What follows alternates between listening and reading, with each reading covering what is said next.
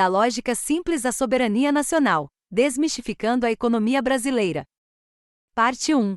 A lógica simples que todos entendem. Esqueça os gráficos complicados e o jargão indecifrável. No final das contas, a economia é a coisa mais simples do mundo, é a contabilidade do que acontece e de quem deve a quem. É o registro de todas as trocas que fazemos, desde o pão que compramos na padaria até o minério de ferro que o Brasil vende para a China. Tudo é uma troca. E toda troca gera uma dívida ou um crédito. A base fundamental de uma economia saudável é a troca justa. Quando você trabalha um mês inteiro, espera receber um salário justo pelo seu esforço. Quando um país vende sua produção, espera receber um valor justo por ela. O instrumento que garante essa troca justa entre países é o câmbio. Ele é o preço da nossa moeda em relação a outras. Se o câmbio não é justo, uma das partes está sendo lesada. Pense no câmbio como a balança da feira. Se a balança estiver desregulada, alguém vai levar menos do que pagou. É exatamente isso que acontece com um país quando seu câmbio não é neutro. Se o câmbio não é gerenciado para ser justo e neutro, ele se torna uma ferramenta para que uma parte da sociedade canibalize a outra. É o estilo rouba-montinho em escala nacional. É isso que acontece quando a gestão econômica de um país deixa o câmbio solto, permitindo que especuladores manipulem o preço da nossa moeda para lucrar, vendendo nosso trabalho e nossa produção a preço de banana. E sobe os juros a níveis absurdos. Para compensar o câmbio solto, o governo oferece juros altíssimos, que na prática remuneram quem já tem muito dinheiro, o capital especulativo, e sufocam quem precisa de crédito para produzir e consumir, o povo. Essa é a fraude contábil e de gestão. O lucro vai para o amigo que mudou a regra, o capital offshore, e o prejuízo fica com você, o povo brasileiro. Entender isso é o primeiro passo para cobrar uma gestão correta, que trabalhe para o cliente certo, o povo brasileiro. Parte 2. A lógica técnica. A prova dos 9. Agora que entendemos a lógica simples, vamos para a prova técnica. A análise a seguir é um laudo de engenharia da economia brasileira, que demonstra com dados e fatos como a fraude do rouba-montinho acontece na prática. Esta análise avalia a gestão da política econômica sob uma ótica estritamente técnica, jurídica e matemática, despida de qualquer viés político ou ideológico. O ponto de partida é o dever fiduciário e constitucional de um banco central. Como gestor da moeda e da riqueza de uma nação, sua obrigação primordial é para com seu cliente, o povo. Capítulo 1. O Sistema Universal. O tripé macroeconômico. Todo país soberano do mundo, sem exceção, opera com base no mesmo sistema fundamental de gestão, o tripé macroeconômico. Este sistema é composto por 3 ferramentas que, juntas, determinam a saúde e a direção da economia de uma nação. Primeira, política cambial, a gestão da taxa de câmbio, que define o valor da moeda nacional em relação a outras moedas. Segunda, política monetária, a gestão da oferta de moeda e da taxa de juros, que influencia o custo do dinheiro e o nível de atividade econômica. Terceira, política fiscal, a gestão das receitas e despesas do governo, que impacta o endividamento público e a capacidade de investimento do Estado. É crucial entender que este sistema é universal e neutro. As ferramentas são as mesmas para todos: China, Suíça, Estados Unidos ou Brasil. A prosperidade de uma nação não vem de um sistema secreto, mas da competência e da lógica aplicadas na operação dessas 3 ferramentas. Capítulo 2. O princípio central: separação de funções. Este é o ponto mais importante de toda a análise. É aqui que reside a diferença entre a gestão correta e a gestão inversa do tripé econômico. O câmbio tem uma função clara e específica: garantir a troca justa da produção e do trabalho nacional com outros países. A forma correta de gerir o câmbio é através da banda cambial, também chamada de câmbio neutro ou flutuação gerenciada. O Banco Central intervém ativamente no mercado, vendendo reservas quando a moeda está fraca e comprando quando está forte, mantendo a taxa dentro de uma faixa estável e previsível. Os juros têm uma função completamente diferente: regular a oferta e a demanda interna. Eles são a ferramenta que equilibra o consumo, o investimento e a poupança dentro do país. Os juros gerenciam a relação interna da economia. Eles não devem, em hipótese alguma, ser usados como ferramenta para atrair capital especulativo externo ou para segurar o câmbio. Em países bem geridos, os juros reais, descontada a inflação, são baixos e decentes, tipicamente entre 0 e 2% ao ano.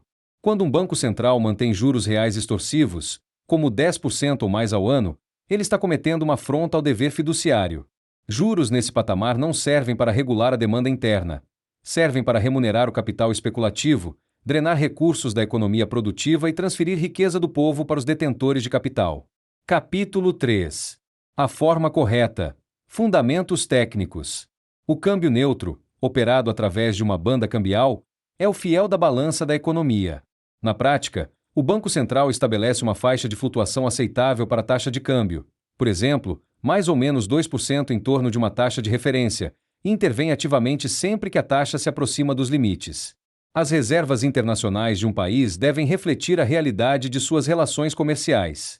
O Brasil exporta principalmente para a China, portanto, parte significativa das reservas deveria estar em yuan. Manter 75% das reservas em dólares quando a China é o maior parceiro comercial é uma distorção que serve apenas para beneficiar o sistema financeiro dolarizado. Capítulo 4. Exemplos de gestão correta. China e Suíça. A China opera com uma banda cambial explícita, permitindo que o yuan flutue em uma faixa de mais ou menos 2% em torno de uma taxa de referência diária estabelecida pelo Banco Popular da China. Além disso, a China mantém juros reais baixos, em torno de 1% ao ano. Os resultados para o povo chinês são expressivos: inflação de 0,8% em 2024, crescimento de aproximadamente 5% ao ano, e reservas externas superiores a 3,26 trilhões de dólares. A Suíça, embora oficialmente adote câmbio flutuante desde 1973, na prática o Banco Nacional Suíço intervém constantemente no mercado cambial. Entre 2011 e 2015, a Suíça manteve uma taxa mínima de 1,20 francos, funcionando efetivamente como uma banda cambial. A Suíça manteve 7 anos de juros negativos, encerrados em 2022. Os resultados para o povo suíço: PIB per capita de aproximadamente 90 mil dólares, um dos maiores do mundo. Inflação entre 1 e 2%. Desemprego de aproximadamente 2,5%. E índice de Gini de aproximadamente 0,31, baixa desigualdade.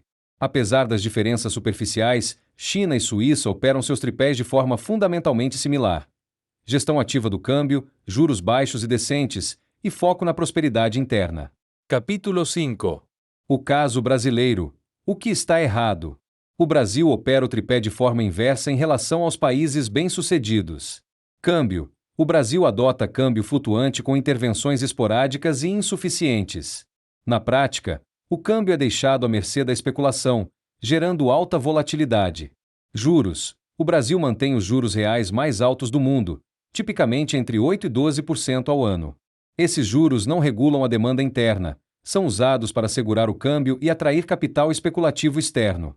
Resultado: os juros, ferramenta do mercado interno, estão fazendo o trabalho do câmbio, ferramenta do mercado externo. Isso gera um ciclo vicioso de instabilidade cambial, juros altos, custo financeiro elevado, inflação e mais instabilidade. Os números são brutais e irrefutáveis. Juros reais entre 8% e 12%, os mais altos do mundo. Desigualdade com índice de Gini de 0,53, a maior desigualdade entre os países analisados. Inflação de aproximadamente 4,8%, a quinta maior inflação do G20. Desemprego de aproximadamente 7,5%. E PIB per capita de aproximadamente 10 mil dólares. A evidência mais contundente da gestão inversa é a comparação entre o capital que brasileiros mantêm no exterior e as reservas internacionais do país. Capital brasileiro no exterior, dados oficiais de 2024, 654,5 bilhões de dólares. Reservas internacionais do Brasil, dezembro de 2025, 358,2 bilhões de dólares. O capital offshore brasileiro é quase o dobro, 1,83 vezes, das reservas do país. Estimativas que consideram recursos não declarados em paraísos fiscais sugerem que o capital offshore pode ser 5 vezes maior que as reservas. Isso é a prova matemática de que o lucro está indo para fora e o prejuízo está ficando dentro. Capítulo 6. Análise comparativa. Mesmas armas, resultados opostos. Todos os países analisados, China, Suíça e Brasil, usam o mesmo tripé macroeconômico. As ferramentas são idênticas.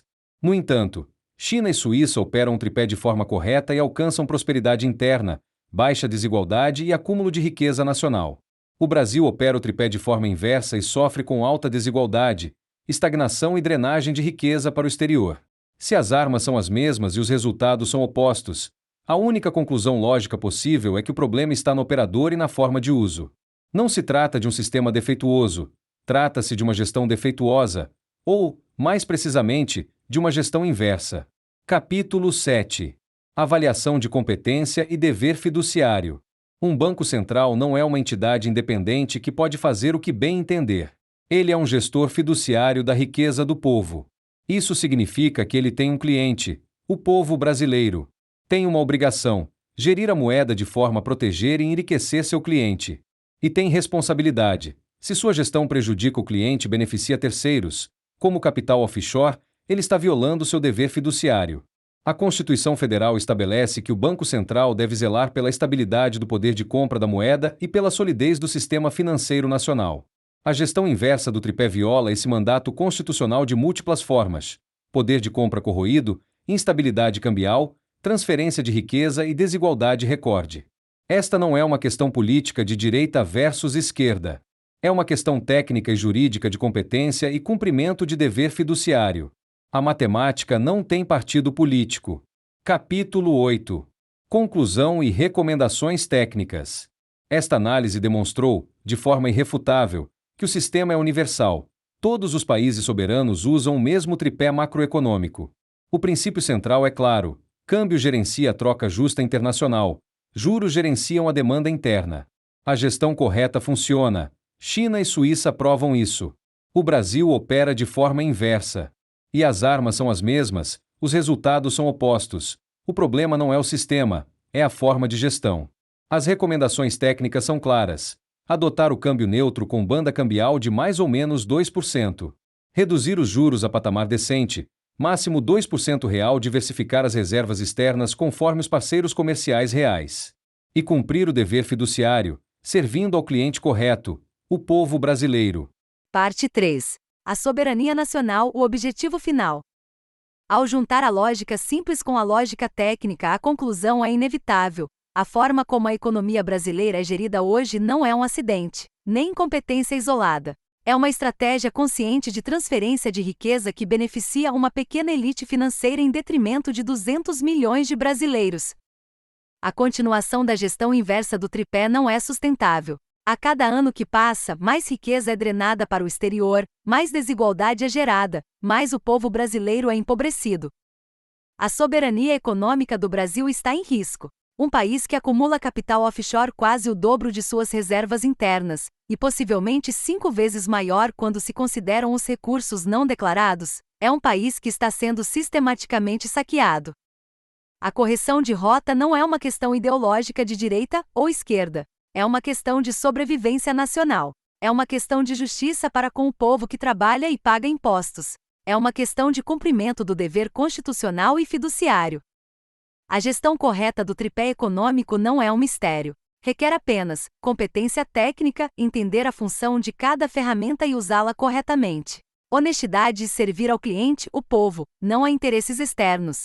E coragem, enfrentar o capital especulativo e defender a soberania nacional. China e Suíça provam que é possível. Outros países provam que é possível. O Brasil também pode. Basta operar o tripé da forma correta.